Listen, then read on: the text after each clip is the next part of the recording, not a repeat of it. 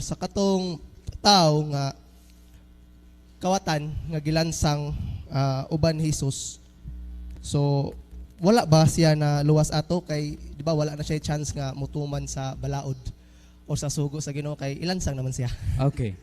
Igsoon, ang taong kawatan, espesyal ang iyang kaluwasan kay wala na siya panahon sa pagtuman. Lahi sa ato karon nga naatay time sa pagtuman. Mao nga gi-required tang magtuman kay matud pa ni Ginoong Hesus sa Juan 14:15, kung kamo nahigugma kanako, tumanan ninyo ako mga sugo.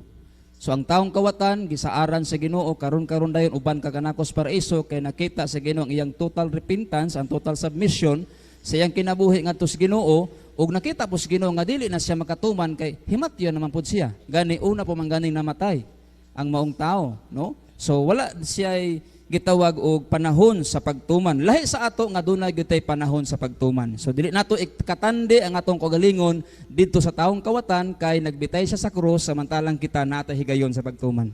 Sige, salamat Sir.